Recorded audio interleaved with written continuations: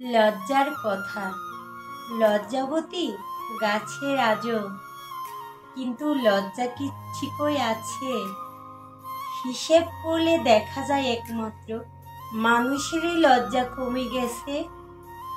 লজ্জাপাতা আর বস্ত্রজীবের ধর্মহিংসা বৈশিষ্ট্যগুলোর মোটেও হয়নি চুল পরিমাণ কোনো পরিবর্তন, যা আমার দেখি না দেখেও। আমাদের কথা ছিল গুণের সন্ধান করে নিজেদেরকে মানুষ করা, তা থেকে সরে গিয়ে জগৎ জুড়ে আমরা হচ্ছি গুণহারা। লজ্জার কথা আর গুণের কথা মানুষের মাঝে বললেই বেকায়দা।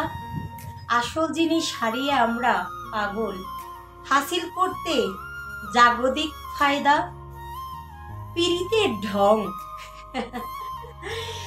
পীড়িত যতন পীড়িতে রতন, পীড়িতে গলার হার, আলগা পীড়িতে জীবন করে চিরেতরে অন্ধকার।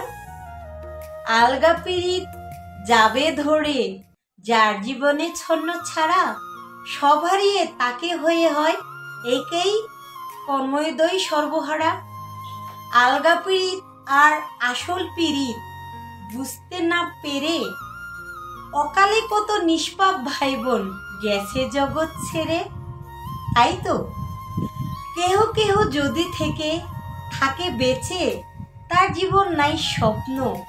আপন পর বলতে কেউ থাকে না, ফলে অদৃশ্য ধ্যানেই থাকে সাদা স্বপ্ন।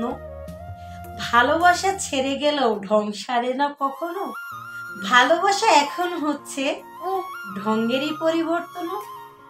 ভালোবেসে ঢং দেখলে ছিছি মরি হাই, ভালোবাসা কে করতে বলেন এ দুনিয়ায় চায়। ধন্যবাদ সবাইকে।